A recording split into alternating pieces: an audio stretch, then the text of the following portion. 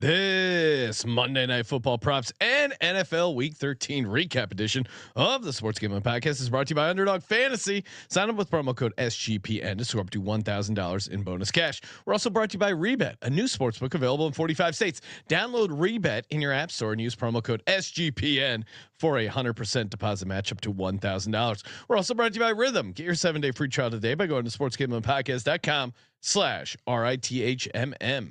This is Brock Purdy from Iowa State, and you're listening to SGPN. Let it ride. Long,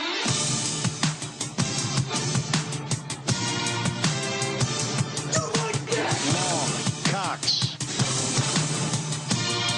He's one of those guys who will get penetration.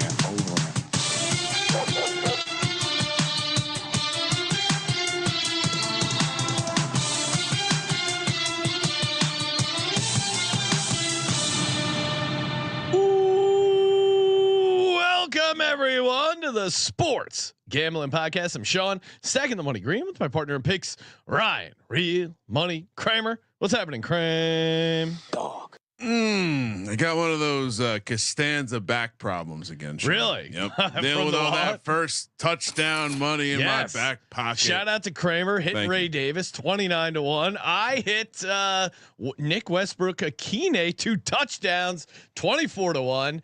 I think that's 4 or 5 2 touchdown hits I've hit on the VSIN show. Also mentioned it on the pregame show. Good reminder. YouTube.com/sportsgambling-podcast.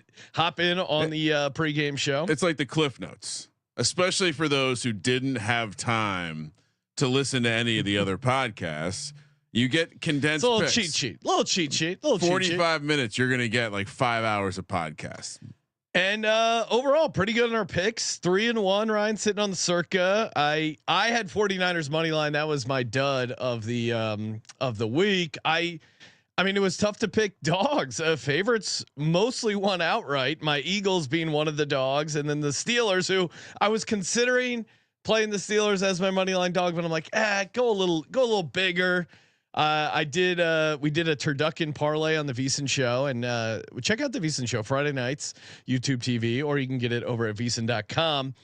I had Eagles, Steelers, and then 49ers was the big turkey. The last leg, unfortunately, that didn't hit, but Sean, still a very profitable old week here on the NFL. Did it make you feel any better that a 3-leg all dog parlay would have been impossible to hit this weekend? Kind of, yeah, because a little bit, yeah, and I was 9-6 overall in the picks for the week so far. No major complaints here as far as like bad beats. I mean, it would have been nice if Tampa Bay broke a little. Bucky Irving broke that run to get in the end zone.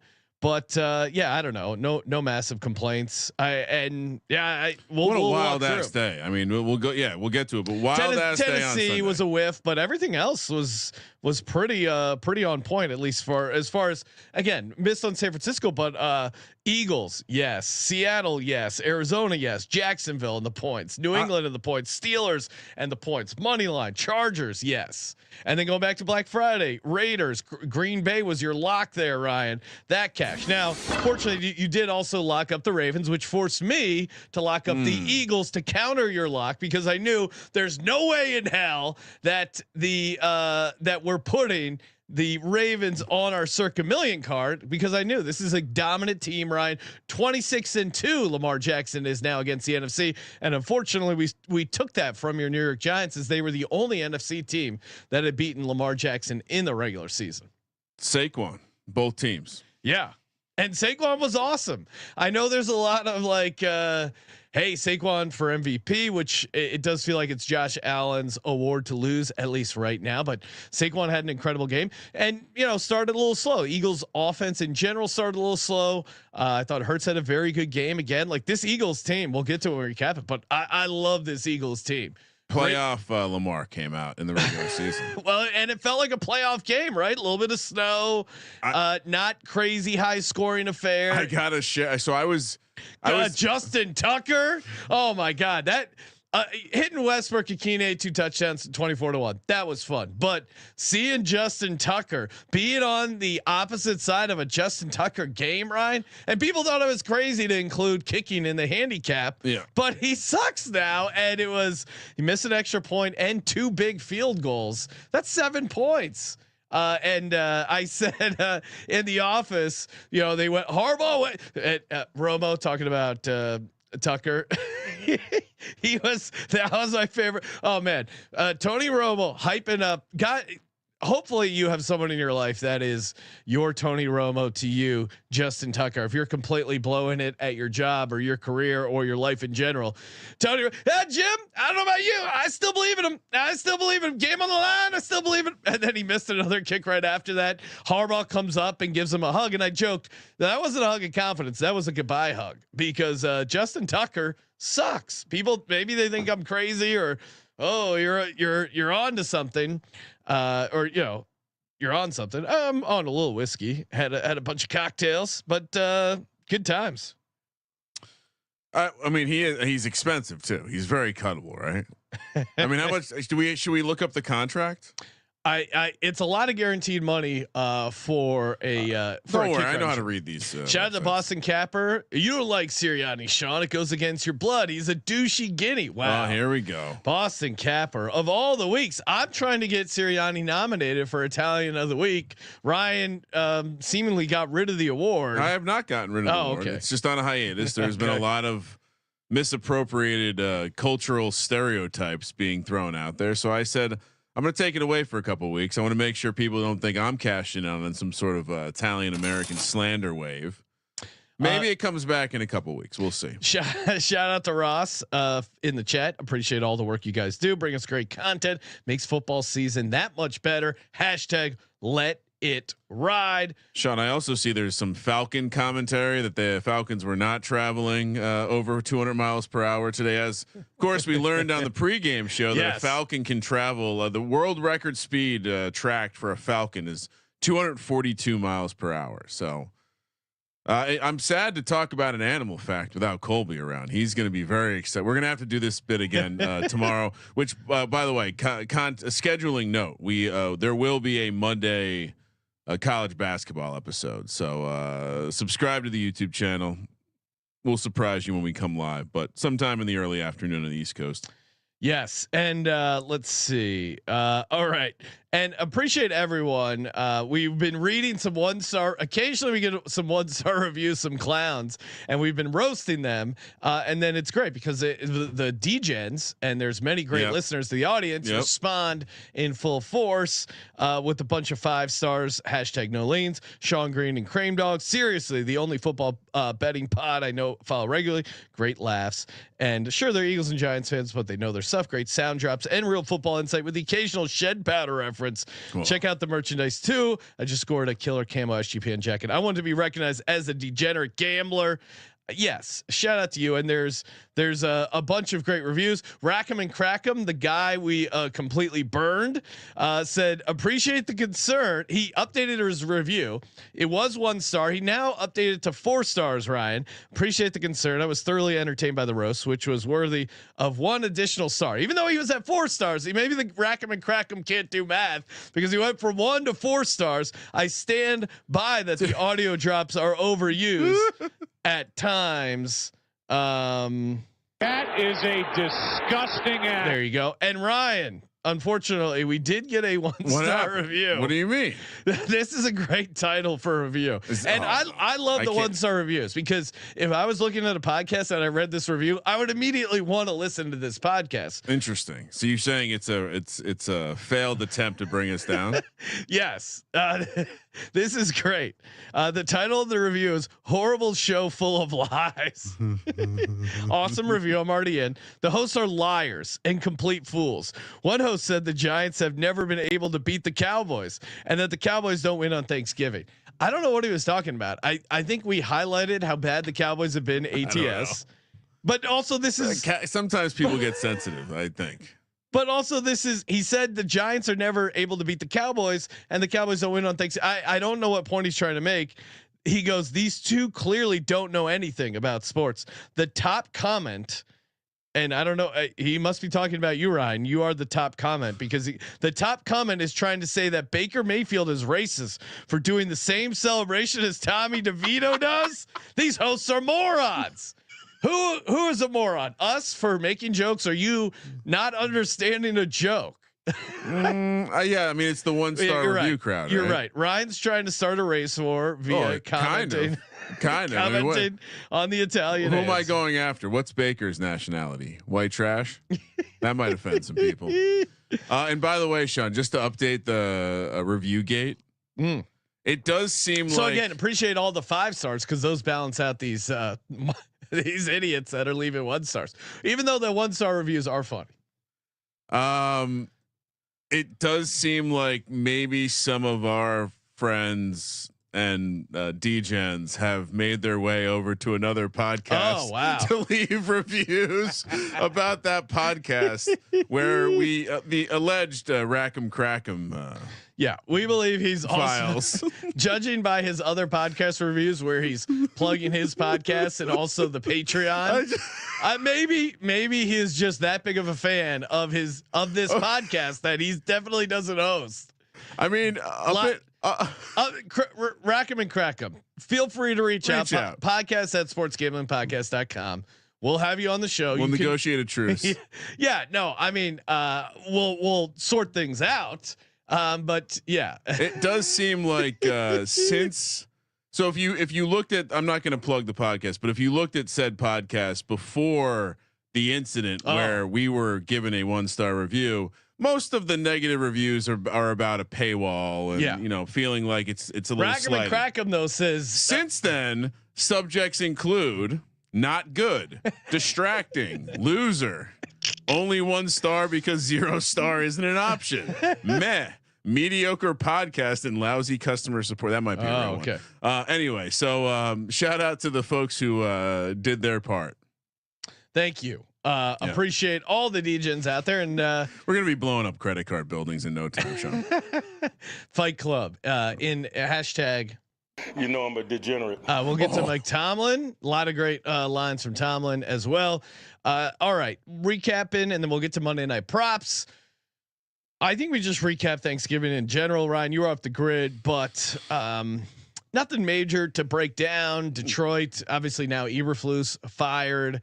That was a game where Detroit had it, couldn't, and Brock Wright was open for the first touchdown, 100-1. That to me was the biggest sweat personally, but yeah, Detroit probably should have won and covered this. They let him back in the game. They let him hang around. And Chicago just completely whiffed at the end with their comeback attempt. A horrible clock management, just horrible play calling management in general. Like when we were talking about the Bears team preview, I remember saying like, why are you guys bringing Eberflus back? Like, it doesn't seem like this is the guy. And the Bears have this. They've done this a number of times with Mitch Trubisky. They brought a lame duck head coach back. With Justin Fields, they brought a lame duck head coach back after you draft this guy. Clearly, Eberflus was never going to be your guy. Why not hard reset with the new head coach when you're bringing in Caleb Williams? It didn't make sense for me on any level. I mean, it's the same fallacy we deal with every year, which in some ways I struggle with because it means. Like basically this is what happens when you win some games at the tail end of a year and your team shows fight. A front office will falsely believe that you have done something to correct the reason they were thinking about firing you in the first place. Now, I hate this because you want to see that in team building. You want to see a multi-year approach, but we're more and more headed towards an NBA style. Well, if you're not in it all the way, then you might as well not be in it all the way. And lose the games, and that kind of sucks too. So the idea that Eberflus got the team going, they won the games, allowed him to keep his job, which I like the element of them playing hard football. But the idea that maybe this speaks more to when you got to just fire the guy. And to your point, like if you don't let him go on that run to close the season, and you just fire him and deal with it.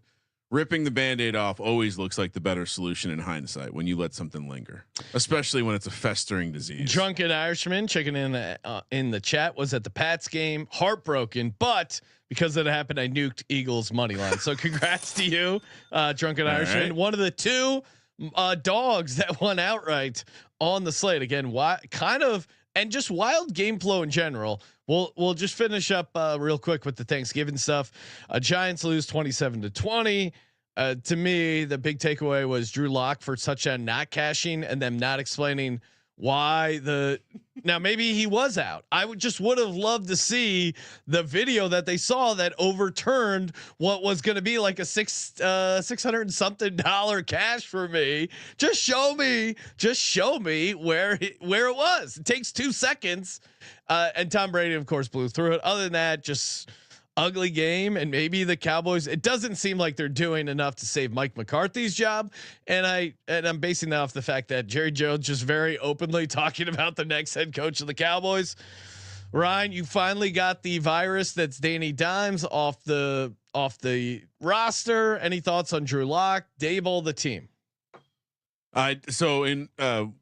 Made the decision to watch the entire game, not the shortcut. Oh, wow. Happy I was because I got to hear. Did you know the score going in? No. Really? No, I was completely disconnected. Shout out to the internet for making it very easy for me to load the game without seeing a score, and proceeded to watch the game. And yeah, first I was like, God damn, that would have been a hell of a bad feeling to have that negative Drew Lock first touchdown sweat that I certainly would have been on. But two, boy, did I mean, Tom Brady taking a knife, sticking it into Dan Jones in the chest, that up and then twisting it. That's the first thing I've heard Tom Brady say, where I'm like, all right, trying to be good at your new job. He did that a little bit. He was critical of Tom Brady, where Baker was coming in saying like, yeah, trying to make football fun again. And Brady goes, well, I thought winning was fun. And he kind of was shitting on Baker for, hey, having fun. Winning's fun. To me, he didn't articulate that argument super well. It came off douchey. But, yeah, I mean, with Dan Jones, he was clearly calling him out, saying, hey, if they wanted me to run third team scout, I would have done it. Kind of saying this. I think he was using Dan Jones as a representative of young people, saying this is the problem with where we're headed. Yeah, which if I was to defend Daniel Jones, I would say, hey, I want to play football. If you guys aren't going to let me play, and it was clear the Giants weren't going to let him play under any circumstance, and the fact that it's one thing to make him second quarterback, but to make him fourth string quarterback and bring in Tim Boyle, they're essentially saying you're never playing football again. I understand as a former player going, hey, if you're not going to let me play, I'd love to go to a team that's going to let me play. I understand that angle. It's interesting. So part of what all of this is, the negotiating of the release or whatever, it's all because it all stems back to a grievance filed by Steve McNair in 2006, where the Titans actually prevented him from playing. Yeah. So basically they came to a ruling that you can't do this. You cannot forcibly keep someone away. They have to be willing to be the scout team player or whatever. So, I certainly impactful words coming from Tom Brady. I did see some, the mainstream media, of course, came to Dan Jones' defense again. That I don't understand. Which was odd. They going as far to say that Tom Brady did not do do any sort of research on the matter. It's like, what? He's calling the guy out for being a bitch. Like, he doesn't need to research that. You want him to reach out to Dan Jones and be like, hey, so were you being a bitch when you decided to ask for a release, or was this? Other than that, and Tom Brady is bad at announcing. My dad was just going like, "What is this guy talking about?" The entire game we were watching. Yeah, he's doing the Super Bowl. Oh, it's gonna be horrible. I mean, why are they doing that? He doesn't have to be in all the Super Bowls. Still time to swap us in. But yeah, Fox. I mean, and you didn't mention it, so maybe I will, since we're supposed to be journalists here. First team eliminated from playoff contention. New York Giants. New York Giants. Congratulations. Thank you. Shout out to Macon. I had a great time in the desert. Thanks. Thanks Saw for a lot sharing. of stars. Shout out to Macon Bacon, our favorite Saturn and Venus, favorite New Zealand butcher. How we doing, gentlemen? Awesome anytime parlays today. You guys are on fire and jumping on the Akine train, and it's still paying out. Yeah, no, Westbrook Akine has been a gravy train. Last of the Thanksgiving games, Packers 30, Dolphins 17. I think Aaron Jones summed it up best. Them boys look cold. There's a video of Mike McDaniel holding the play sheet and he's shaking. You can't make this shit up anymore. And I saw people on social media, sharps, a lot of like newer people saying weather doesn't matter. This is it's a narrative play. It's overblown. It's actually a good matchup. And I think I fall into this too, where I don't like the Packers. The Packers aren't a team. Like, to me, I think overall the Packers are overrated. But on Thursday night at home in cold weather against the Dolphins team, this is a smash. And I probably would have locked it up had Ryan not already locked it up. It was an auto play, one of my bigger plays of the week. And they just took care of business. Clean football. I needed Tua to fumble to cash our massive underdog entry. He didn't do it. He didn't look great, but he did not fumble. You want to take a call on the matter? Oh yes, we do have some. And I would say this, and this is not meant to be satire. I do think I could throw a football further than Tua in whatever degrees it was. Oh, that's great. I mean, Ryan, we've seen you try and kick some field goals. All right. First of all, we've seen me drill plenty of field goals. You only focus on the negative. Okay. Secondly, I didn't say during what the only are. athletic competition in this company's storied history, I did come away with the play of the game, even though it was a losing effort. Third, I mean, the 40-yard dash, I did beat you in. Once again, we all know you had that doctor. The insistent, no, we're not running at the same time. Again, we can run side by side. It's an easy way to measure. It's easy to clock. It's easy. Again, I mean, we all know that there was some doctoring going on with that. But yeah, then there's this in a cold. What is up with Tua? Yeah. No, what is up with this guy? He's a guy who grew up in Hawaii and played college football in Alabama and then played professional football. Could he throw the ball 20 yards in the cold? It didn't look like it. No. Well, and he'd been struggling with the deep ball in general before that. So I would love to get his take on this and the plays in general. Jordan Love and Tua, no interceptions. I mean, what the fuck's going on with the world? Joining us on the line, the Dick Puncher. Dick Puncher, I'm sure you're glad that Mike Evans was back. Anytime touchdown once again. Cash, that is your auto play. How was your Sunday and how was your happy Thanksgiving? I'm sure you enjoyed watching your Packers take down the Dolphins. Happy Thanksgiving, boys. Yeah, it was great. It was great. Oh my God. Let me just real quick. I know most of the people in here don't want to hear about this right now, but just real quick, go blue. Ohio State, you fucking suck. Ryan Day. I mean, I've got nothing but laughter for you. I mean, it was so funny. So funny. I mean, in the same week that the Michigan exposes that they have billionaire Larry Ellison in their back pocket and they just locked up the recruit of the next class at quarterback. I mean, this is delightful. All time. Oh, yeah. I mean, if you can't beat us this year, I mean, we had no Loveland. We had, no Harbaugh, obviously, no offense, and no regrets. Well, we just went in there. My theory is that terribly. Harbaugh. My theory absolutely is that terribly. We played abysmal and we lost, or we won. We won. We should have lost, but they did because Ryan Day is an idiot and he made several ridiculous decisions. But also, they were just a bunch of pussies on the field who cared way more about what happened after the game and the stupid flag planting than what happened on the field during. Yeah, a couple thoughts. One, it was such a bad. How Ryan Day catches so much shit, and rightfully so. No one ever mentions his beard is obviously dyed. That jet black beard is it reminds me of Hulk Hogan when he was wrestling for NWO, where he just put shoe polish on his face or something. And to me, the whole flag thing, and we'll get into it with the Jacksonville hit as well. The flag thing was very simple. Michigan, they wanted, it's a rivalry game. They planted the flag. Ohio State got mad. There's a little chippiness afterwards. I'm fine with all aspects of it. I don't who is upset about any of that. Hey, it was a rivalry game. They're going to plant the flag. Oh no, we're going to break the flag and try. Jason Avant, former Eagle, was the one who actually saved the flag for Michigan. I would also point out that if we're gonna allow civilians in the form of law enforcement officers being on the field with gladiators, take their pepper spray away. Can't pepper spray athletes. You can't pepper spray the football players. You're there for their safety. Yeah. Are you kidding me? Yeah. Pepper spray is Some fat guy who can't run 40 yards is going to somehow save 2 football players from themselves. Just get out of the way, bro. That's a bad look.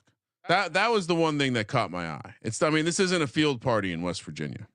Yeah, I mean, if it's one thing if the players are going nuts or if people are running out in the stand from the stands and doing something, fine. But to your point, those Columbus cops, they were also salty. They just got crushed at their money line parlays. But how was your NFL Sunday, and any thoughts on the Packers? Yeah, so NFL Sunday went very well against the spread. I went, I think, 4-1 against the spread. But yeah, my touchdowns. I mean, the only guy who came through is, you already know, Mike Evans, but as he always does. Yes. But yeah, it was a good day today. I mean, it was a great day, obviously, on Thanksgiving.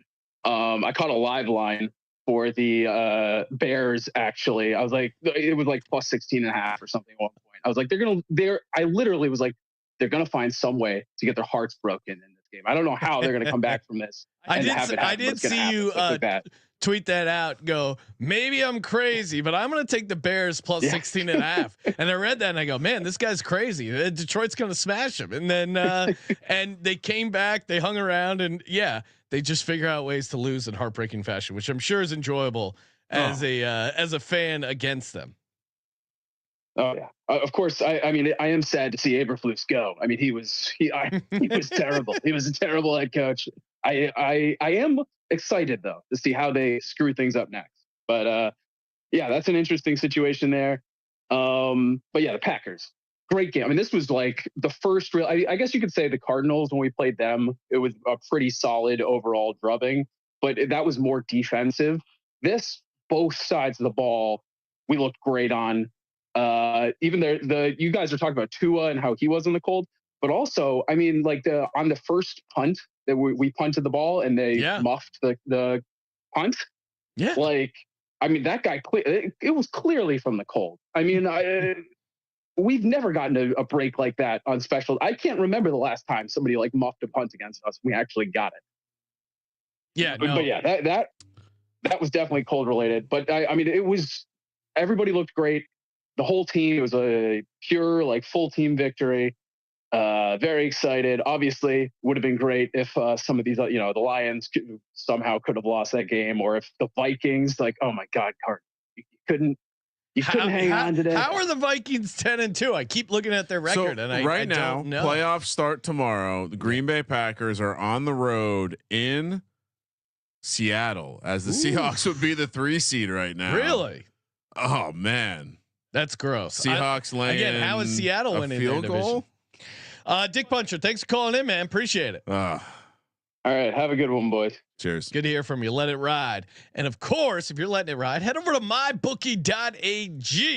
Use that promo code SGPN. Get 100% deposit match up to $1,000. Oh my God. And a $10 free casino chip. Are you kidding me? Use that promo code SGPN over at mybookie.ag. Faster crypto deposits and payouts, faster bet settlement. You can even cash out early if you're a pussy, but don't do that. Come on, let it ride. That's what you're doing. Mybookie.ag. We've used them. I fired up the old MyBookie account again. Got some nice free play. It's always fun messing around with the free play. Again, terms and conditions do apply. So if you're worried about the rollover, just do a regular deposit. 100% match up to $1,000. MyBookie.ag. Promo code SGPN. And we're also brought to you by Rebet. Rebet is a new sports book available in 45 states. Plenty of betting opportunities are available on Rebet. So if you're in a state where you're like, I'm having trouble getting down on some action, Rebet has you covered. Download it now in the App Store and use the promo code SGPN for a 100% deposit match up to $100. Rebet in your App Store right now. Get 100% deposit match up to $100 when you use the promo code SGPN. That's Rebet. Promo code SGPN. All right, Kramer.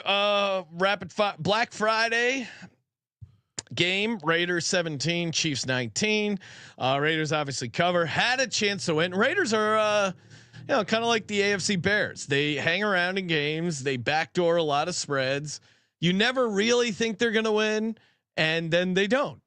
It's weird. Like the Chiefs are this team, kind of like the Vikings this year, the Vikings previously in the year that Dan Jones knocked about, where they keep winning these 1-score games, and you go, oh, you would call the Chiefs fraudulent if not for their pedigree and their history, and you would feel dumb calling them fraudulent, right? Like, no one's going to call them fraudulent, but 11-1, worst point differential all time. So there, something's got to give. It feels like, right? Yeah, I'm sure.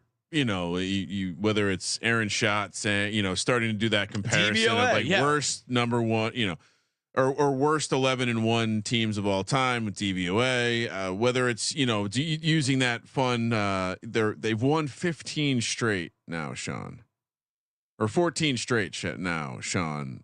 1-score games. If you flip their 1-score games like everyone loves to do with the Bizarro standings this year, you basically flip them to the worst team in the NFL. Yeah.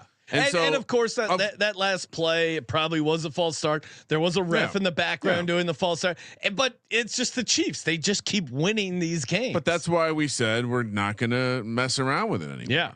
And I do think that on some level, perhaps we're still not able to purely measure it other than the element of constantly suggesting that this item needs regression.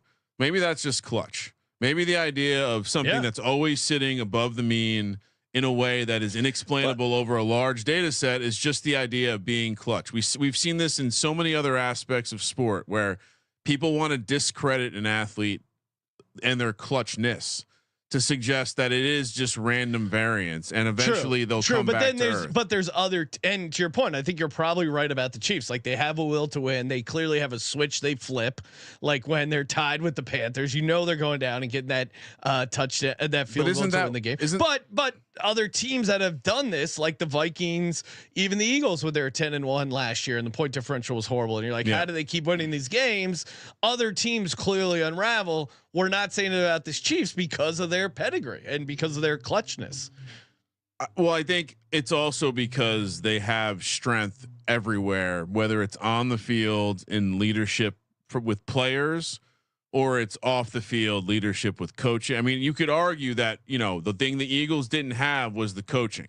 They might've had the players. They didn't have the coaching. When you have a full organization and everyone buys in, ownership, coaches, the coaches have all been there for a while, but the also players too, are all like, there's vets who are also badass players. But I also think like if we are going to witness the Chiefs win 3 Super Bowls in a row, which would be historic, it would be the first time in NFL history, you would expect to see a little bit better version of the Chiefs. I think but you would also expect to see an outlier. That's why three-peating is the ultimate outlier.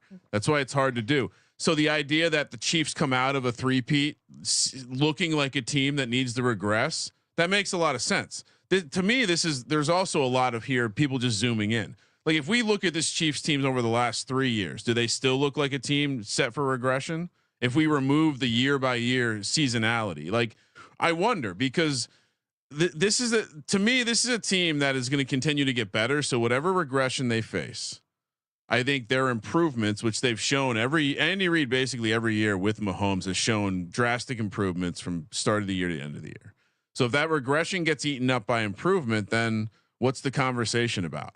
Yeah, like getting cute and fading them in the playoffs. Yeah, I mean, if they're going to be playing a home game in the playoffs, we know that. If they're a dog, I'm still going to be on them. Wait, they might be playing all their games at home in the playoffs, Sean. Look out! It's tough. It would be tough to pick against them. Maybe they have to go to Pittsburgh. Shout out to Esteban in the chat saying, "Hola, this is a Pat McAfee show without the money." I assume that's a compliment. You mean we haven't sold out yet? Well, he's heard about my kicking prowess, maybe. if they want to drop us a massive bag, sure. It does feel like he's kind of insulting by saying this is the Pat McAfee show without the money or friends. Maybe friends. Yeah, I don't. Esteban, are you insulting us? Do we have to send the goon squad after you? I know what this is. We need to get a bunch of guys that just to make fun of. All right. You want Pat McAfee? Hey, I'm Pat McAfee. Hey, hey, let's go to the guy with the long hair mullet. Want to come up with some chants? Someone's about to kick a field goal. And Hunt. That was solid. Pat Mac. I mean, we like Pat Mac. No, I do like Pat Mac. We were actually shout out to. I mean, pretty. He's been on the program, yeah. And we were actually. Fun fact: we were actually coworkers with Pat McAfee indirectly through my bookie when he broke off. That was the reason he broke off of Barstool. Barstool basically wasn't going to let him keep the my bookie money, and he said, "I got people that work for me with families. Fuck you." Yeah, no, I'm pretty awesome how he's started his own thing, built an empire. So shout out to you, Pat. Also, welcome on the show anytime. I don't care what a Stefan says. Yeah, he's infiltrated mainstream media. So is he one of them, or is he? I will say this, as a completely objective bystander. Yeah. Only reason to tune in to game day. There you go. Now that Corso's like senile and just kind of like a prop. I honestly, he's completely changed the game for them in that regard. No, it's a fun hang. Anyway, Tennessee Titans 19. More tank top, Sean. Start wearing more. Tank tops. I if I had I could change it in the Syracuse jersey, but I'm repping the birds. Maybe just start doing curls during the show, and I'll be like AJ Hawk and just sit here. And you need like a cigar and just like hold on. Slowly. All right. Yeah, Kramer. So Aaron Rodgers, you're there. What's the team vibe? How we feeling? What's going on there? The media's coming after you, but I know you and Devontae, you got the mojo going. You guys are doing good, right, AJ? That's a good AJ Hawk. Better than my McAfee. I gotta watch the show a little bit more.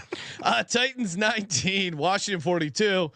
Not much to take away except Westbrook Akine got 2 touchdowns. Yeah, that's fun. Other than that, fucking kind of Will Levis. All right, we gotta stop, Sean. Well, we gotta stop.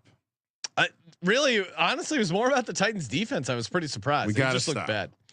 Chargers 17, Atlanta Falcons 13. I was on the Chargers. You were on the Falcons, Ryan. Chargers win the game without scoring an offensive touchdown. Now that's Harbaugh football. To me, took 4 interceptions. Yeah, but to me, it was Harbaugh off and a missed loss. Field goals. Yeah, Koo sucks. Feel like maybe I was on the right side. Falcons losing this game by a point as man in the box. CJ being was steaming. He might have had something to do with this one. His magic powers are strong. Well, he did. Warlock. He was on the Bucks over. That he got to overtime to hit the over. So his mush powers did not nip him there. He was also on the Eagles and did not mush them there. He had a bunch of winners in there. I would say this. I would say you're on the wrong side. If not, like this is how this Chargers team wins, right? Like they win close, ugly games. Yeah, I'm just saying that losing like a 1.5 point dog where there's multiple kicks missed, there's 4 interceptions thrown. It just felt like I was there with the idea of this one. But shout out to Harbaugh. And I was joking during the game that Harbaugh was the reason the Falcons were going to get this one. At least it looked that early was that Harbaugh was busy helping Michigan beat Ohio State, which, oh man, I don't know if you saw the post game festivities in the Chargers locker room. It's like a college vibe. The fact that he's gotten a bunch of grown men to buy into his college bullshit. That's why it's awesome. I take back everything I've ever said about the man. Khakis are still stylish. Steelers 44, Cincinnati Bengals 38. Steelers winning outright. And if you listen to the VSIN show, I didn't actually bet it. I forgot to get down on it. I did casually throw out. But CJ and I were talking about, hey, we like this game script. We think this could be a shootout. Gave out Calvin Austin ladder. He got knocked out of the game, but he was well on his way there. Great angle. And CJ liked Russell Wilson passing touchdowns, and I was saying, hey, Russell Wilson have the most passing yards for the week. It's an amazing angle. It was an amazing angle. Long odds though for an Arthur Smith offense. Probably totally forgot to bet it, but they get the win. They get the cover. Shout out to Mike Tomlin. Again, another season where he doesn't have a losing record. They have now won 9 games. Why are people still looking to fade this Steelers team? Why were they a dog against Cincinnati, Ryan? Explain that to me. You know how it works. Yeah, come on. People don't believe in Mike Tomlin. They think he's a donkey. They'll point to the losses. They'll point to the decisions that didn't work out. We know this game. I mean, you saw Tomlin dancing behind Najee Harris and George Pickens in that locker room. You think he's fucking around right now? For Tomlin to let a social media video of the locker room out right now, he's supremely fucking confident. Yeah, there's a great video. He's like, we can score 40 points. Are you fucking kidding me? Yeah, I don't know what to make of this Steelers team except that that TJ Watt sack prop was so fucking easy. He's healthy. When he gets hurt, talk to me then. Yeah, and talk to me then. We'll get to it when we talk about the Jacksonville game. Unfortunately, Trevor got knocked out of the game, so our underdog entry did get rescued. Perfect time to talk about Underdog Fantasy. Promo code SGPN gets your 50% deposit match up to $1,000. Oh my god! We'll be giving out an Underdog entry later on in the episode, but use that promo code SGPN, get you a 50% deposit match up to $1,000 in bonus cash. The boosts are just awesome. They gave out so many boosts during Thanksgiving week, and they just keep coming. I know they've been doing a bunch for the NBA Tuesday and Friday, the Cup, the Emirates Cup, NFL, college football, like any big thing that's going on. Your Underdog entry is going to hit you with notification. It's probably about a sweet boost or promo you're getting. Head over there, underdogfantasy.com, promo code SGPN. I see we have another caller on the line. Boy. Perfect time to bring him on. To talk about the Indianapolis Colts winning 25-24 against the New England Patriots. It's a baby fucking wheel, man. Patriots lose. They do get the cover. Joining us on the line, Boston Capper. Capper, what's your what was your take on this Patriots game? Capper's muted. Capper, unmute yourself. He is not super technological. This could be the hurdle too high. What was your take on this game, Ryan? This is another one where I'm muted. I am muted. Oh, whoa! Wow, that was a great entrance. What's Hello, up, Capper? Hi, boys. So I want your take. Is Gerard Mayo worse than Eberflus? Because I think he is, and he got fired. Yet Mayo somehow still has a job. The non-challenge was tough, where they certainly could have. But CJ was losing his mind. They also did way better than I thought they were going to be able to do on that last drive. If you want to micro analyze, and these are the types of losses that allow a coach to keep a job because they're quote building something. When you're what is he fucking building? Well, he's not building shit. We have a worse roster than we had last year. He keeps trotting all this bullshit, and he's so conservative. We went run, pass with a kid. We have nothing left to lose. Yet they coach scared every single week. It's fucking maddening.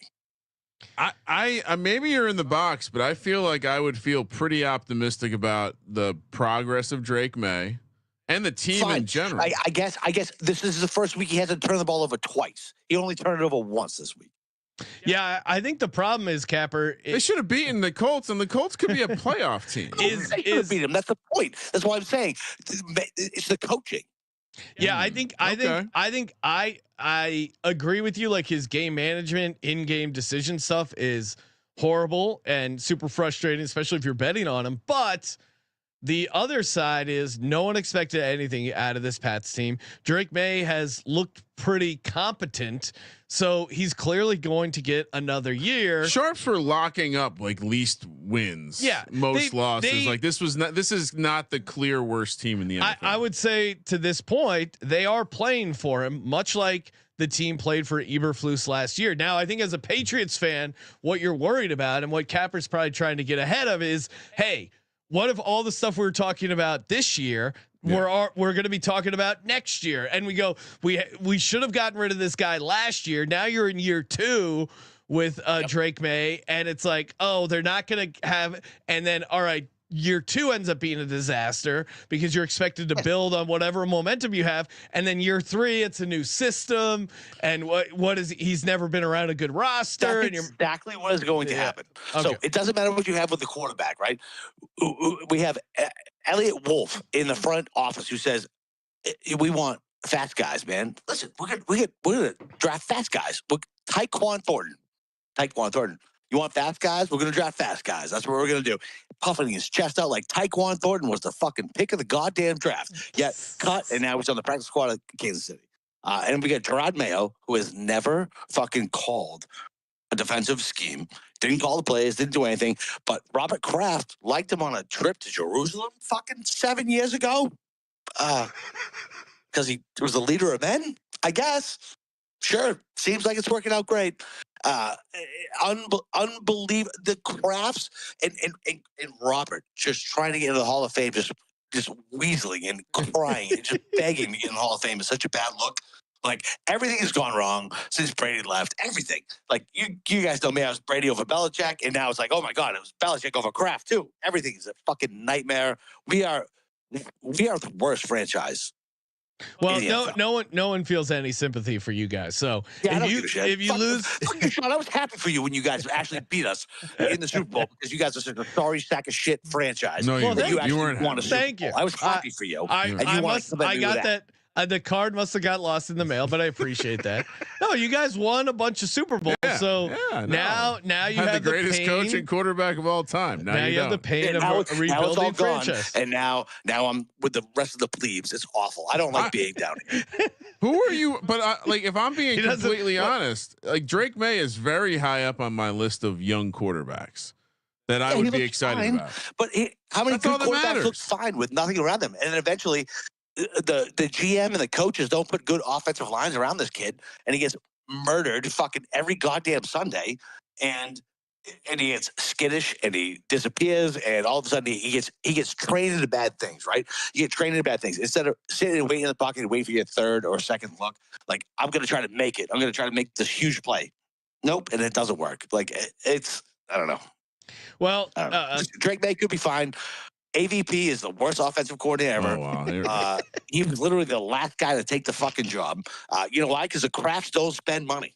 All right. Thank you for calling in, Capper. This isn't WEEI. We're not going to do 2 hours on the Patriots. But I'm glad Capper's still watching the games. Yeah, I wasn't sure he was going to do that. At the you never know. Oh, fuck off! You know I'm always watching the games.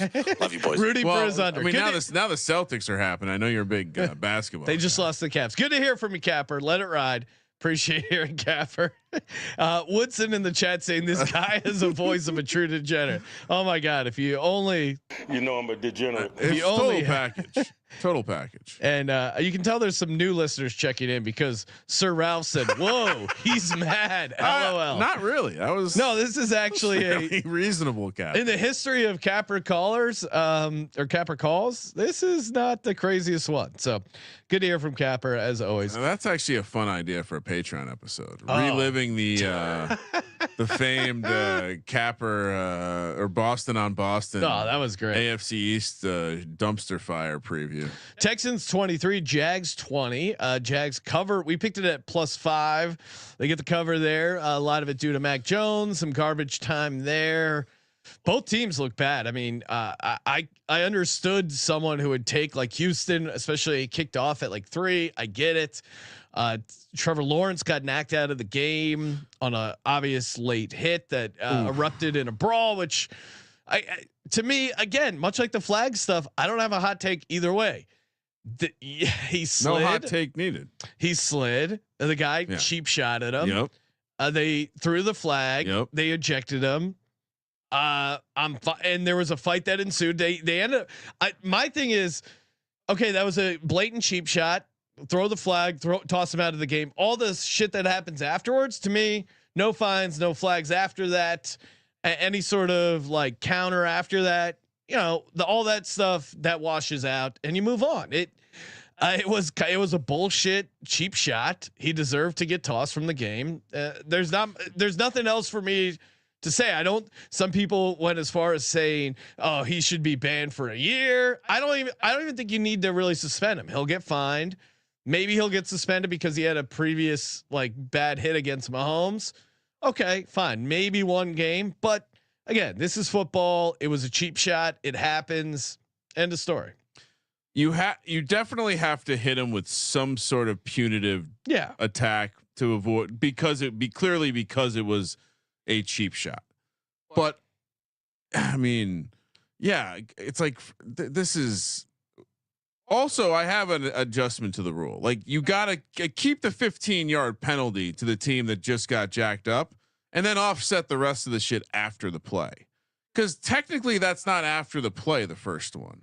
And so, in my mind, you should still gain. If your quarterback gets put out of a game with a dirty hit, it should be 15. Move the ball 15 yards down the field. The hilarious thing about that play is they actually called 2 penalties on the Jags. Yes, and this is something hockey gets right. Yeah, if you fuck up a star, there's going to be something that happens later in the game, and they're going to let the fight go a little bit, let you guys work it out. Then you're both going to get a penalty. If a guy comes in to clear out a motherfucker who just did something dirty, it shouldn't be. It should let it happen. Guess what? If you know that an offensive lineman might be coming to take out your fucking spleen, maybe you'll think twice before putting old Sunshine down there on the turf. Who, by the way, he is alive and breathing. So yeah, Marvin saying you sound dumb, so they should let players fight after with no fines.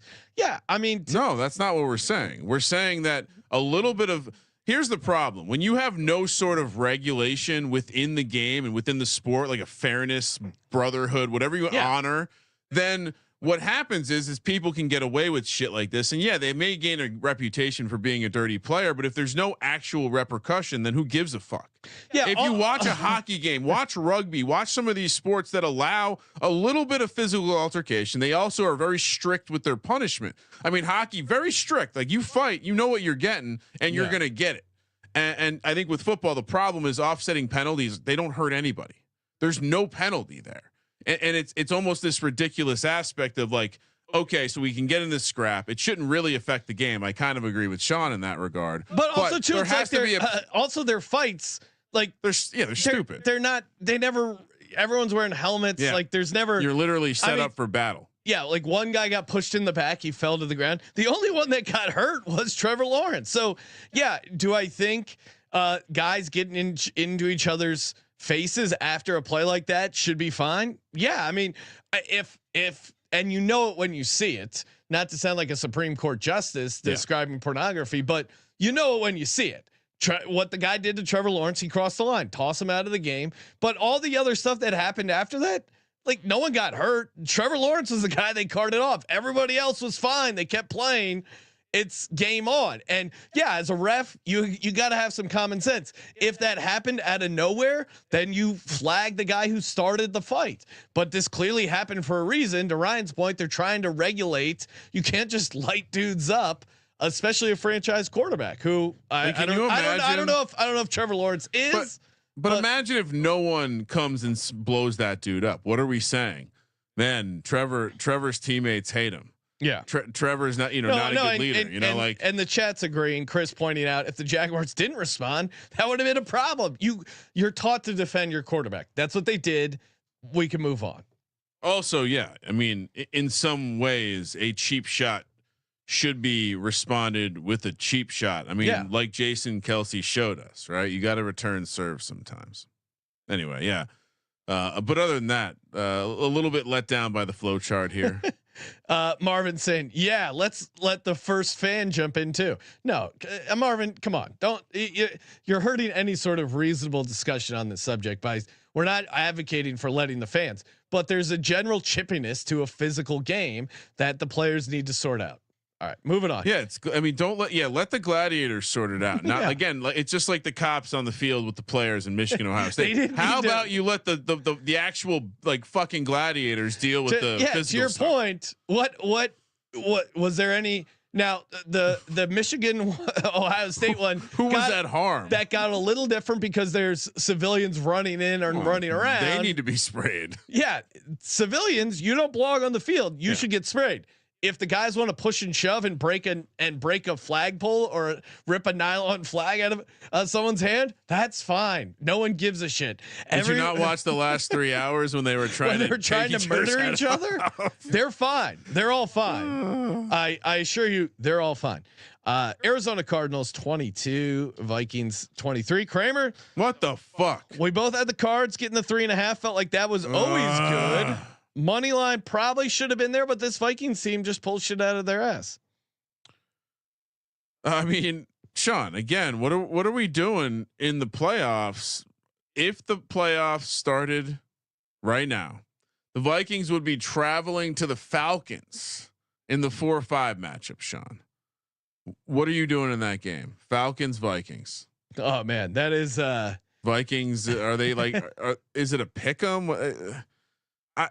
I want nothing to do. We need some movement with these last couple of play. I can't do this. I need the Bucks to figure out a way. Let me get my Cardinals in there.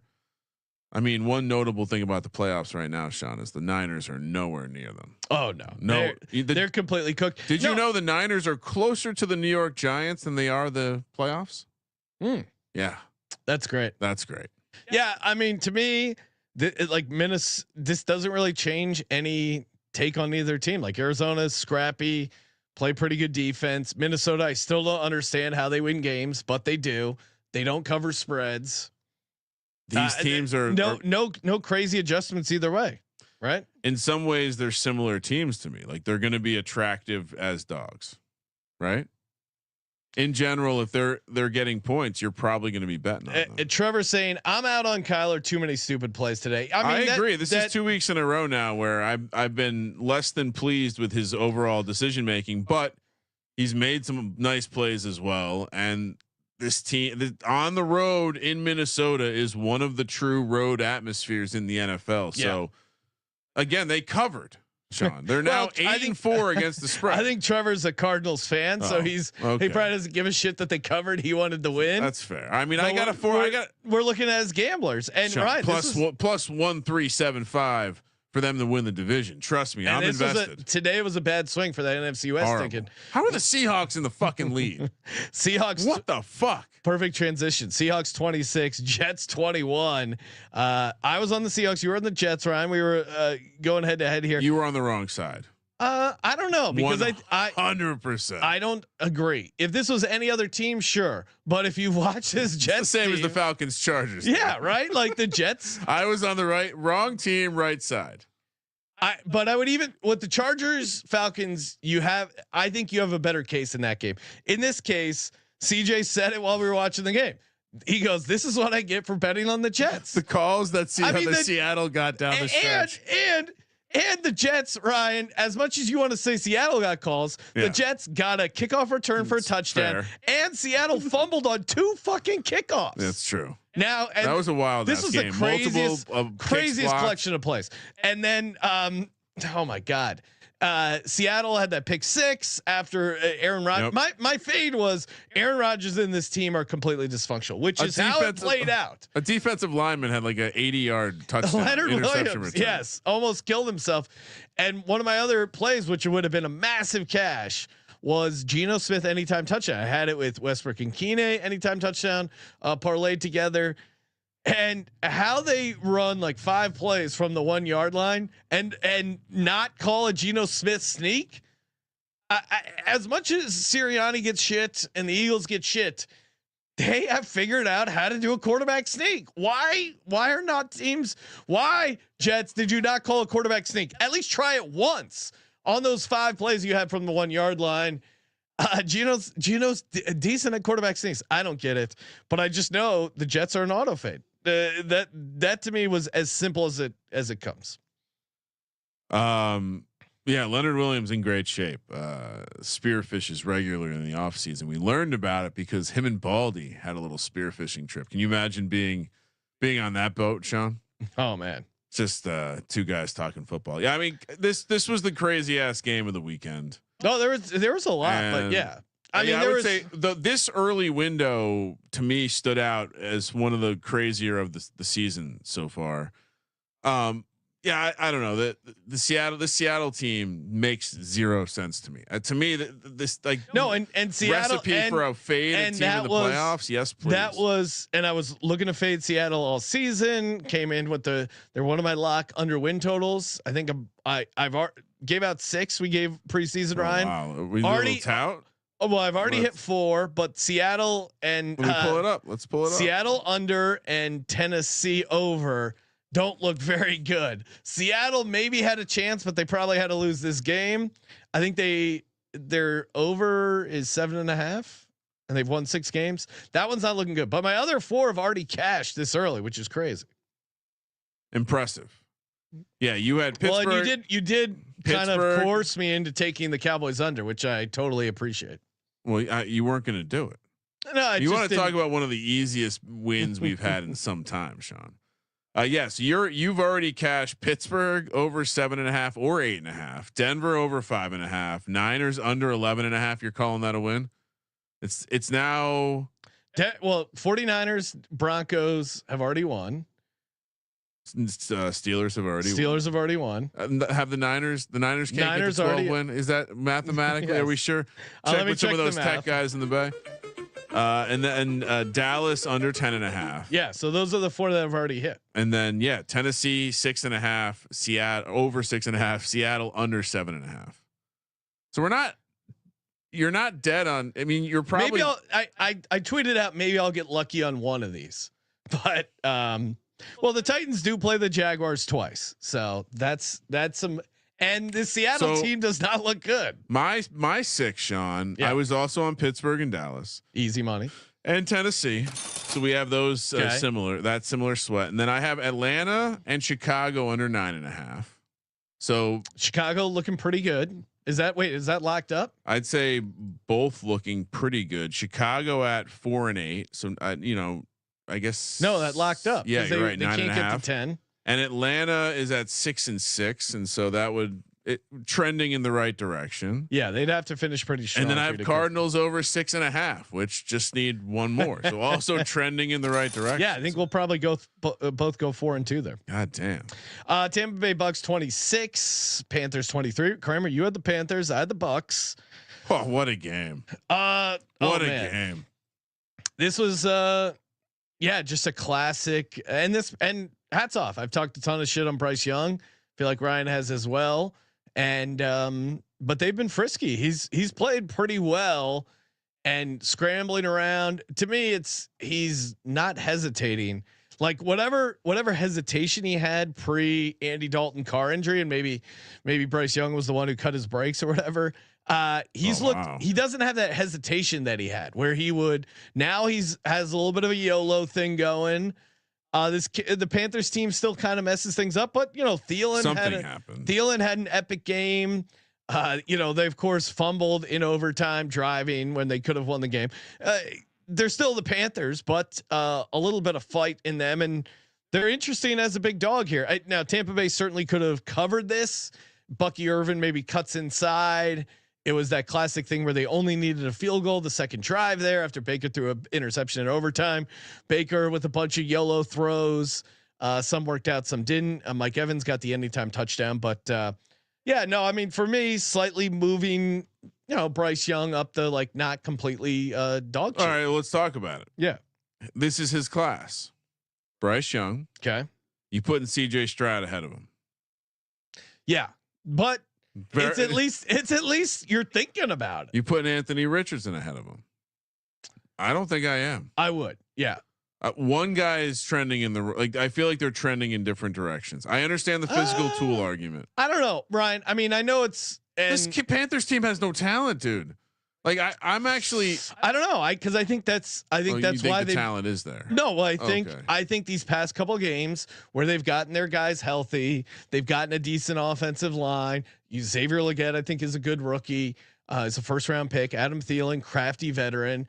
Coker is interesting. No, but also the same type of receiving core that you would say, oh well, if they can only get a true number one, it's going to unlock the offense. Like I don't know. I guess I'm still.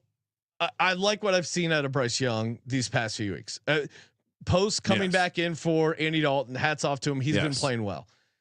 What I would say though is I don't like what I've seen from Anthony Richardson, but that was a nice win in New England in the cold. I thought there were some onion plays and some onion throws by him. A guy we were making fun of for warming up with a rugby ball and a scuba outfit to go in and win a decent against a decent Patriots team. I think deserves some credit. There is still a ceiling for Anthony Richardson. I don't. Of course, there always will be. That's the problem. No, but I'm saying I still think I could see him getting better. Like some of the throws he makes, the positive ones are fucking amazing. They really are. But he has no like volume meter and like no, I get it. He is. It's 100. It's like a pitching machine with like the regulators broken. Sometimes it's like 90 miles an hour, and sometimes Bryce Young does that as well. I would just say I don't see like Bryce Young ever getting to All Pro discussion. Where Anthony Richardson, I'm still think there's a chance at a different position. I'm saying I would still. Right now I would take Anthony Richardson if he switched over to Bryce tight Young. end. We could talk. Will Levis.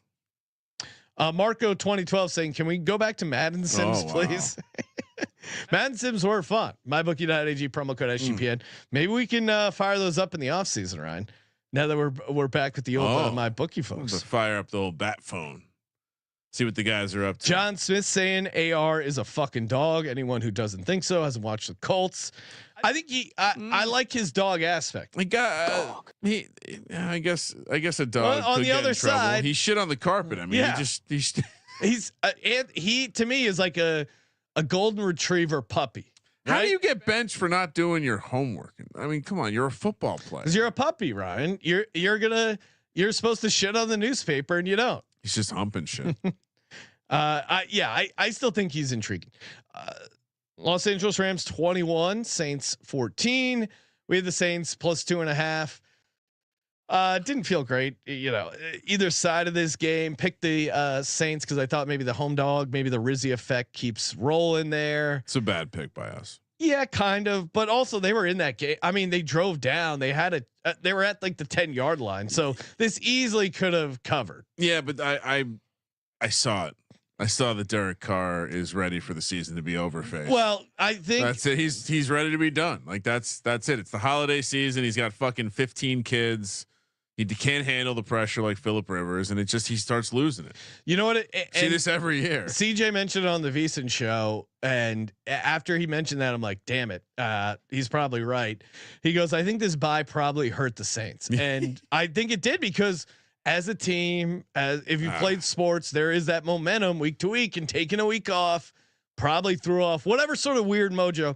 Look, Derek Carr sucks. The Saints suck. Rizzy probably not going to be a great head coach. I was blinded by they clearly had some mojo going. But it's like if you're at a hot table and you're like, I'm just going to take a quick bathroom break, come back. It's not there. You're cooked. Yeah, I mean, what? Also, fucking hold it like a man. You're in the middle of a heater. You don't get up to piss. You're not a chick. On a couple of those NFL slot machine runs, I came really close to pissing my pants. Oh, because I was just like, I'm not. Well, I can't leave it. Someone might take the machine. For me, it's craps. It's happened at the craps table where it's like, well, there's 0% chance I'm leaving right now, but I really gotta piss. You figure it out. Philadelphia Eagles 24, Ravens 19. Ryan, unfortunately, you locked up the Baltimore Ravens. Bad pick. Going against my Philadelphia Eagles. I love Didn't realize Tucker was on the take. Tucker, seeing Tucker be a big part of. Not a big part, but certainly hurt them pretty bad there. Missed extra point, missed field goals. But this Eagles team is one of the more likable teams in recent memory. Like they play really good physical defense. You saw Cooper DeJean pick up Derrick Henry and slam him to the ground. The Eagles fans were in attendance, were loving that. They run the football with Saquon Barkley, who's in the mix there for MVP. Jalen Hurts plays like good, efficient football. Again, another game where he doesn't turn it over, gets AJ Brown cooking. They did this without Devonta Smith, who I thought would play. Game time decision, ultimately couldn't go. I'm guessing he plays next week because it sounded like he was really close. He was warming up. They asked him if he was going to play and he said, I don't know. And then he was smiling and I'm like, oh, he's going to play. But the players always think they're going to play, but there's so much to like about this Eagles team right now. They're firing on all cylinders and a good win over winning in Baltimore in the regular season is tough. Good win for them. Good quality win against a team. Maybe seeing the Super Bowl. I don't know. I'm always skeptical of the Ravens in the playoffs. But Ryan, what's your big picture takeaway? Eagles are awesome. Well, first of all, it does seem like the Justin Tucker contract makes him uncuttable right now. It would result in no savings and $11 million in dead cap. They cut him today. Wait, sorry. Say that again. $11 million in savings. Oh no, I take that back. Sorry, no savings and $4 million in dead cap if they cut him this year. Right now, he seems cooked. Right? Do you think there's a chance they're cutting him? I don't think you're going to cut a kicker mid-season. Harbaugh did say positive things about him. Think he's going to turn it around. Yeah, I keep saying that, but I mean, this is a kicker. You have to cut him, right? This is his worst season. He's not that valuable. No. This is the problem with paying kickers. Yeah. Yeah. I mean, he was 17 of 23 coming into the game, and then he missed 17 of 23. He missed 2 field goals and an extra point. A team like the Ravens, I mean, in general, you can find kickers off the street. The Ravens 5 losses, 2 of 4 field goals, and he missed an extra point. The Ravens 5 losses are by a combined 22 points this season. Justin Tucker, more like it. Nice. Justin Tucker has 22 points worth of missed kicks in those 5 losses. Whoa. Yeah. So to me. Do we maybe? Is there a chance we find out he gets cut this week? I don't think so. No, but I mean, it is a kicker. I wouldn't be shocked. I see this headline. I'm not going to even click on it, but it says Ravens expected to make drastic decision about kicking future. What headline is that, Ryan? It's from the Sporting News, I think. Oh, okay.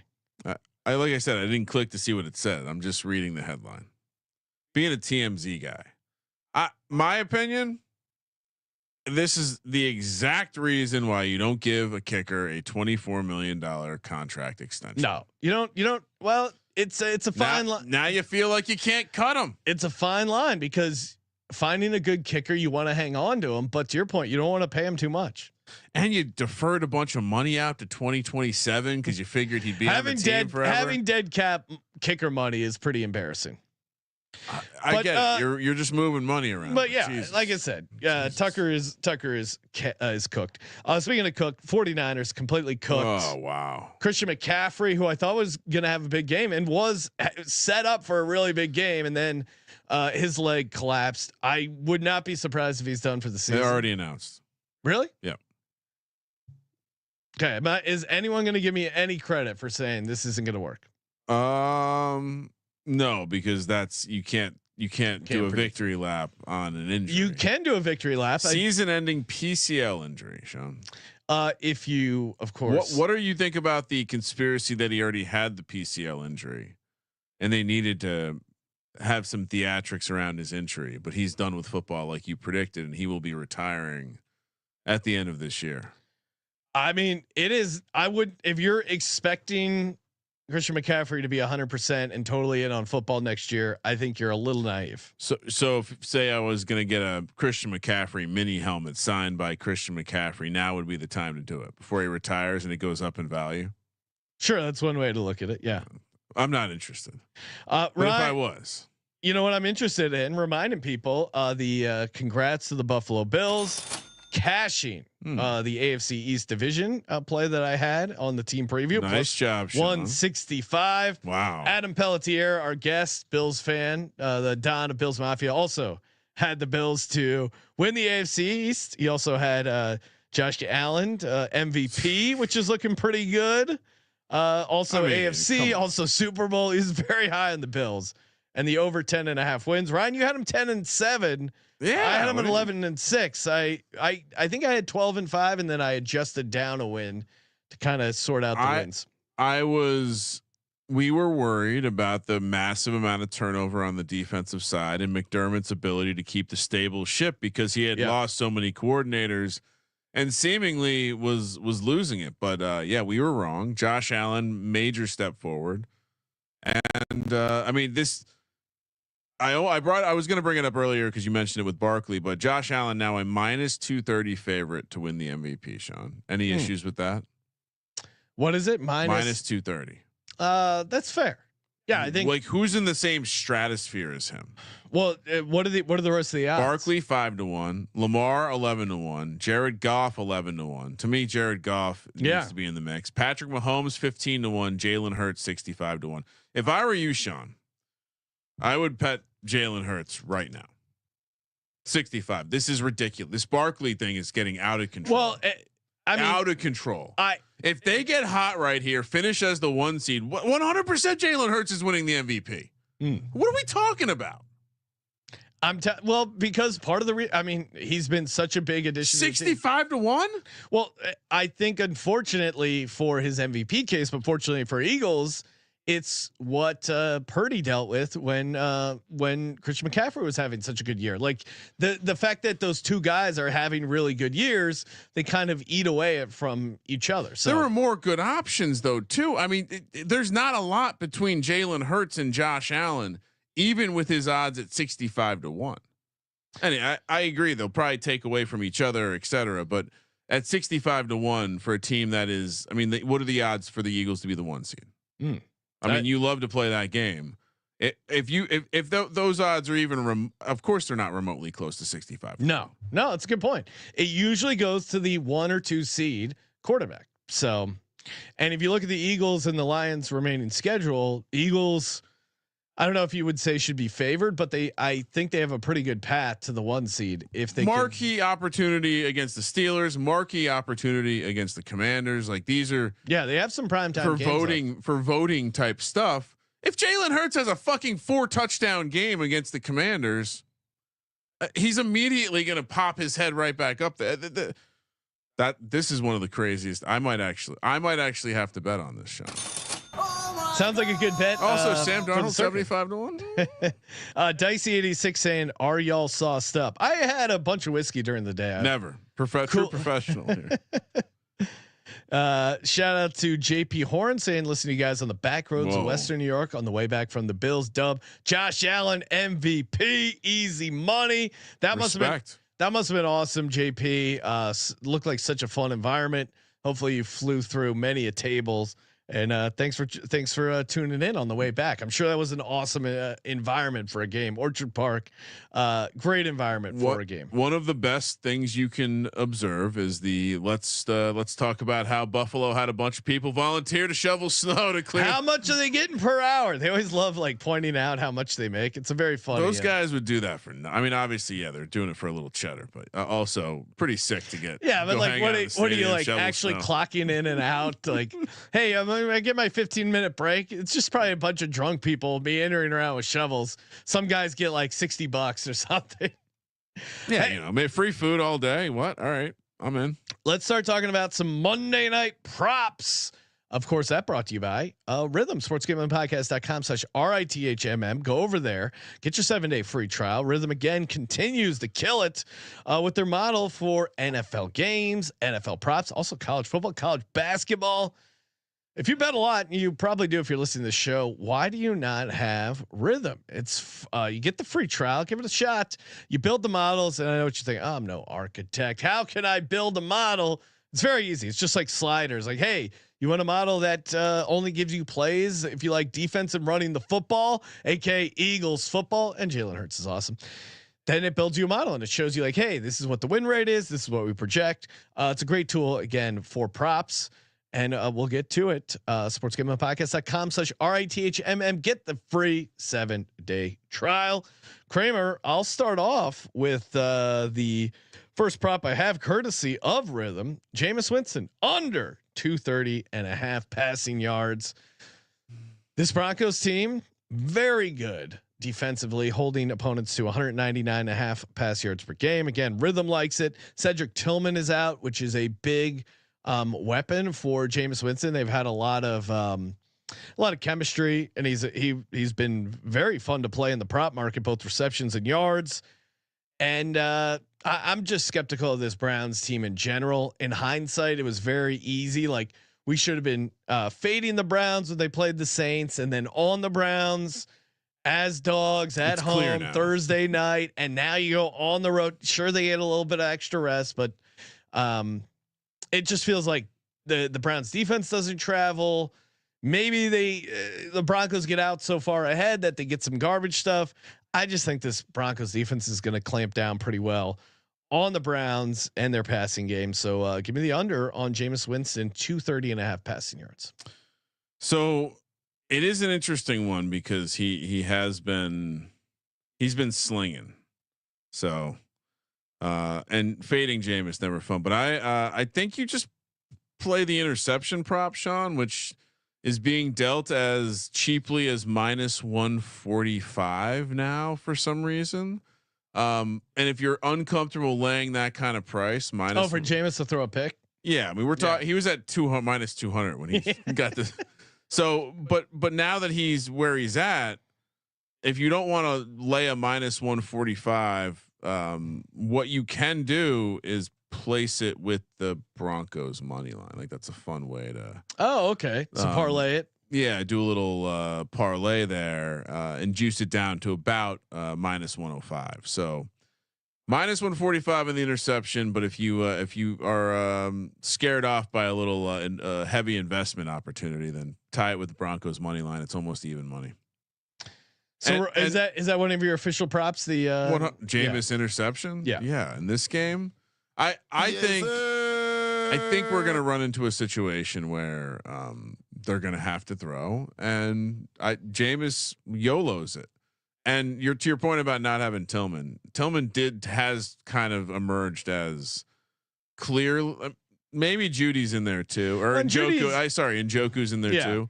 But I mean that it also just makes me like Njoku more. Tillman out. So. No, I think Njoku could be the guy if you're looking to play some positive Browns passing. Also, Chubb is clearly not. He's not going to be back this year all the way. Yeah. So whatever we thought we were going to get from the running game, we're not going to get. He's going to be involved, but again, this Broncos defense at home on Monday night, they're going to be jacked up for this game, and the Broncos offense. It sound like a broken record with Bo Nix, but to me, it's. And again, I was so positive on Bo Nix. A lot of it was just the situation. Like watch Bo Nix. He drops back to pass, completely clean pocket.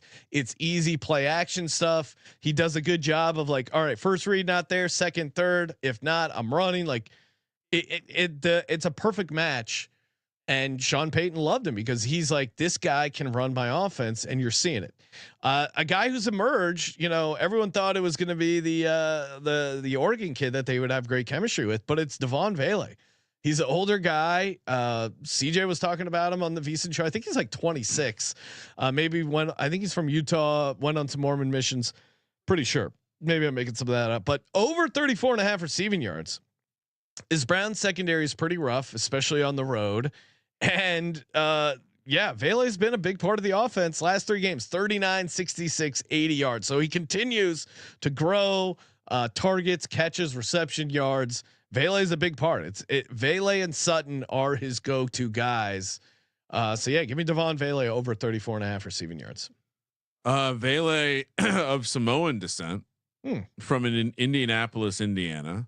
Okay. He went to high school in San Diego, possibly to play football, where they won a state championship, and then he served a 2-year mission before walking on at Utah as a preferred walk-on. So 7th round pick. Nice job, Sean. Bo Nix. Yeah, I'll correlate to you. Bo Nix has not been running as much. Which, but I still think this is a game where he's going to run a little bit. Wasn't confident enough, so I decided I haven't played this all year. I don't believe I've played it, maybe one time. But the passing and rushing yards odds for Bo Nix is at 244.5, Sean, which is right about where it's been at across the last 5 games. And all he's done across those last 5 games is go 4-1 to the over. I think to your point on the offense and operating the offense, we see this repeatedly with this Browns team. Their defense just sucks on the road. Yeah. They're a different animal on the road. And Sean Payton will remove Myles Garrett from being a focal point of this game. and it's going to be a lot of quick stuff, whether it's Vele or Cortland Sutton, who has turned into, by the way, Sean, a 30% target share guy who is dominating the target share. I mean, just looking like an alpha receiver in that, falling into that Michael Thomas role. So yeah, I do think it's just such an optimal matchup too for Bo Nix, passing the ball against this secondary, the way that they've behaved on the road. Yeah. So I wanted to combine him because I wasn't too sure. And I think he's going to get some bonus rushing yards for us here. So, and when you look at the passing number, Sean, the passing yards number is 220.5. And so the idea of the bonus, thinking there's going to be a potential rushing over, I can drive that number closer to 200 yards. It seems obvious that he's going to get. The only way they don't get over this is if Browns provide no friction. If the Browns, for some reason, I mean, this is Jameis at altitude. I assume he's going to have a great pregame speech. They should be fired up. But if they're not, maybe we have a problem and they just get up and lean on him. But Bo Nix 244.5 pass and rush yards. I do think there's going to be a little bit of a. This feels like it could have Jets Seahawks vibes, Sean, a little bit. Okay. I do think eventually the Denver will squash it and win by margin, but I think there could be some shenanigans on Monday night in this one. Yeah, I mean, it just feels like the Broncos are going to cruise. Maybe I'm way off. Shout out to Sir Ralph, friend of the program. Always see him in the chat there. What's the likelihood Judy goes off for some revenge? I'm skeptical of the Browns passing game on the road in general. So maybe I'm a little biased. But Kramer, what are your thoughts? I mean, I have a feeling that Broncos feel fine about their ability to cover Jerry Jeudy. It seems like they feel fine about it. Yeah. I don't think they they're throw him out with the trash. I mean, this guy they drafted in the first round. Yeah. If you give up on a first round pick, now granted, Peyton didn't draft him, but I think they're feeling all right. And again, why I like the Broncos in general. They play good defense. For me, my last prop, and we'll get to some first touchdown, DGen only. Bo Nix under a half interception, -130. He's only thrown 2 interceptions in his last 7 games, and the offense is set up for him to succeed. He doesn't like try and force it into a lot of spots. He shouldn't.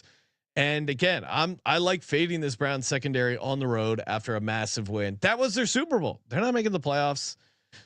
Maybe you get up a little bit on the road, but you're at elevation. It's just a tough spot for the Browns. So Bo Nix under a half interception, laying a little juice, but feel pretty good about it. Kramer.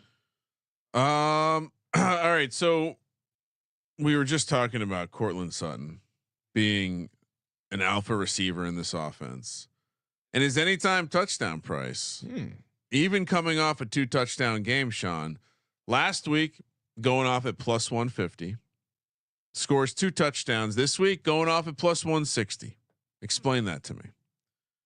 So we're taking Cortland Sutton. I would say if you don't want to play the touchdown, I would play receptions over yards. Okay. Sutton and what's his receptions versus yards? Receptions is either 4.5 or 5.5. I mean, Sean, you would know, of course, he's gone over 5.5 even the last 5 games. So I think you're not worried about that. You're seeing that he's getting 30+% of the target share. And as far as the yards, it's 60.5. Now he's also gone over that number. It's fairly correlated. I just, you mentioned again, the offense is meant to be easy. So I'm going to bank on easier catches more than I am bigger plays. Yeah, no. So if I was playing that, but I think the touchdown +160. I mean, that's to me in this matchup, they're going to be in the red zone, and he's going to be the first target. So kicking over to touchdowns, Ryan. What do you like for your first touchdown card? Coming off a heater of Ray Davis. Well, are we? I assume we're both on. Maybe you're not. I assume you're on Bo Nix. No, really. I mean, I like it, but what was the price you saw for him? 13-1. All right, I'm completely fine with that price. I'll toss that in there. But you're not okay with that price? I'd like a little higher, but yeah, Bo Nix first touchdown 13-1. All right, what else you got? Well, I mean, I love Sutton to get in the end zone, but in the first touchdown market, give me Vele. I mean, he's been just as useful as a target in the red zone. He's 18-1. Those guys, I felt like I might have some overlap with you. On the Brown side, Njoku with Tillman out, Njoku is the obvious first target in the red zone to me for the Browns. So I have to take him at 15-1. And Jameis Winston, I mean, you sound the alarm, Sean. Yeah. Because Jameis Winston at FanDuel is 50-1. He loves a good QB sneak. He just, I mean, do you remember the end of that, the game? He ran it in. I mean, this guy thinks he's literally the star of a fucking movie. It's great. Yeah. So anyway, yeah, I mean, Jameis Winston 50-1 and Njoku 15-1, Vele 18-1, Bo Nix 13-1. So yeah, Bo Nix 13-1. I'm also gonna go back to the Nate Adkins 70-1. Nice price. Jameis 50-1, like you said, and then Jordan Akins. I was gonna say you got to play the Akins Atkins. Yeah, Akins. Jordan Akins is of course on the Browns. He's 47-1. He's kind of looks like Njoku with the longer hair coming out of his helmet. You might be fooled, but Akins at 47-1, Winston 50-1, and Adkins 70-1. The Akins, it's just the backup tight end guys who get looks, and Adkins had a touchdown 2 games ago. Same with Akins, like they're guys who will get some looks down there, and then the quarterback. So it's a classic system, backup tight ends, quarterbacks. Fun name to think about. Who we'll see. We'll see if he's activated. But Jalen Darden, you can find at 100-1 receiver for the Browns, based on having some inactives. Kramer, what do we do? You want to do a ladder under? What do you got over there? My ladder, and CJ gave this out on VSIN. I'm copying it. Vele receiving yards. 50s 210, 60 340, 75-1, 88-1. Devon Vele. I mean, he had 80 yards last game, and it's 8-1 for this game. Is he the number 2 target in the passing attack? Well, I mean, it's in my mind, yeah, I think so. Like they don't use the tight ends. The problem is they spread it a little bit, but against the Raiders, 9 targets, 6 catches, 80 yards. If he does 80 yards again, it's 80-1. Like I'm going to be all over his yards and touchdowns. And I wonder, where do you think the pricing is coming? You think they're just not watching the games? And Sutton had 10 targets. He was the only guy who got more targets. 8 for 97 last game. Now we'll see. Some of that's the Browns defense or the Raiders defense versus the Browns defense. Sure. But and Vele's good yards after the catch. He goes 90, 12-1. I'm not shocked at all. Ladder, it would 100% be Njoku. If they fall behind, they go into YOLO mode. You know, Njoku to have a 100-yard game is still plus 750, which is phenomenal because he's not getting Surtain. Like there's just so many elements that could lead to Njoku having like an 8-catch game, some garbage yards down the stretch because they're down 2 touchdowns. I was kind of surprised to see this pricing, Sean. 50 yards is even money. 60 yards, 160. Njoku 70 yards is plus 250. 80 plus 370. 95, 50. And like I said, 100 is 750. If you wanted to go up to 120, Sean, you could get a 26-1. I mean, I don't mind that angle at all. I would maybe like the touchdowns or the yards better. I would actually go catches or touchdowns versus yards, but yards, I see the catch. The catch market not as good. I think they're on to that. All right, makes sense. My DGen only prop. You know I'm a degenerate. Devon Vele 2 tutties. Bo Nix anytime touchdown.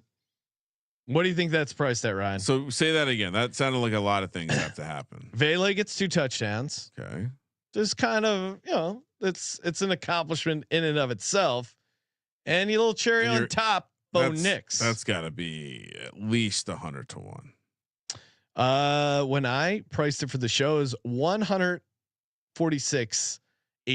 So almost 150-1. That's a pretty nice price. It's a spicy meatball. $10 to win you what? Almost $1,500. Let's go, baby. Dare to dream. MyBookie.ag promo code SGPN. Get in over there. The prop builder's pretty fun. Kramer, what do you got for the DGens out there? All right. So I didn't get crazy. That's fine. But I do kind of have a feeling that Jameis Winston's getting back in the end zone. And I do kind of have a feeling that Bo Nix is also going to get in the end zone. Ooh, okay. Yep. But it doesn't stop there.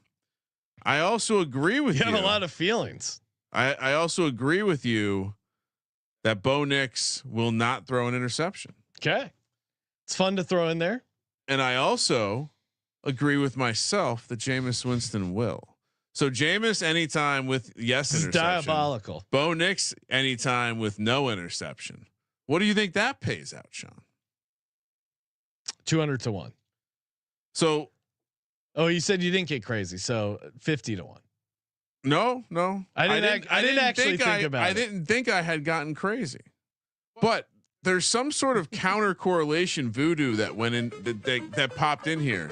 Because Sean, you have a positive and a negative for the same player. They probably something happened because this is a plus 21250. So I was right with my initial 200 to 1. Now, mind you, the anytime touchdown should be priced out, should probably come out to about 50 to 1. So maybe I'm actually getting some true multipliers here. I have no idea. Maybe they're just giving me a better price on Winston. Yes. But yeah, anyway, this is diabolical. I've never done this before. Done a yes and a no on interception plus anytime touchdowns.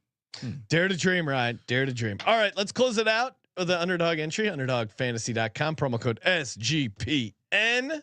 Just got some fresh boosts in the old hopper. Ooh, nice. One's an in-game one though. I'm on to you, Underdog, with your in-gamers making me wait till kickoff. I mean, which by the way, if you're not familiar with the platform, not to plug the product, Sean, but sure, no, that's okay. Literally seconds after the game starts, you can just play the same numbers. So that's my pro tip on the in-game bonus. Just use the boost. The numbers don't change.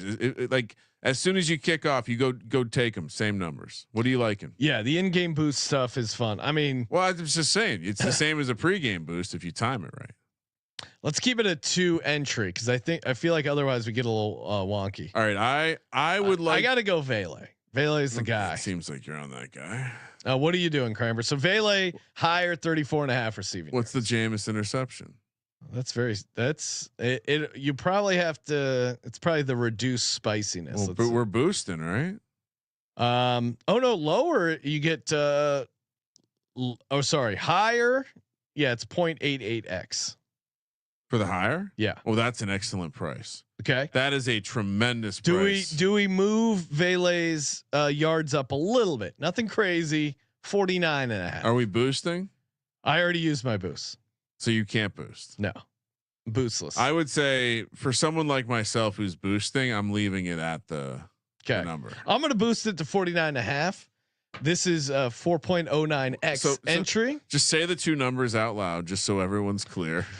Higher Devon Vele 49.5 receiving yards. Higher Jameis Winston a half interception. That is a 4.09x return over on UnderdogFantasy.com. Promo code SGPN. Get in over there. Get your bonus bucks, baby. Use that promo code SGPN. Now, what was the original Vele number that we hope it doesn't land? 34.5. Okay, so that's the dangerous middle. Yes, because I'm going to be playing that one with a boost. Well, good times as always. Still a little bit of time left if you're watching live for the Black Friday sale. 25% off everything in the merch store. Promo code Black Friday, all one word. Toss us a nice rating review on Apple Podcasts. Balance out that 1-star loser. And download the SGPN app. It's free. You get all the podcasts in one easy to download place, and you get the picks pages, which are also free. All our shit's free. Download SGPN in whatever app store. Rebet in the app store as well. Promo code SGPN. MyBookie.ag. Promo code SGPN. Underdog Fantasy. Promo code SGPN. And of course, Rhythm. SportsGamblingPodcast.com/RITHMM. Thank you for participating in the Sports Gambling Podcast. See you tomorrow morning for some college basketball. For Sports Gambling Podcast. I'm Sean, second money green. He's Ryan. Are we sure Baker Mayfield wasn't being racist? Kramer, let it ride.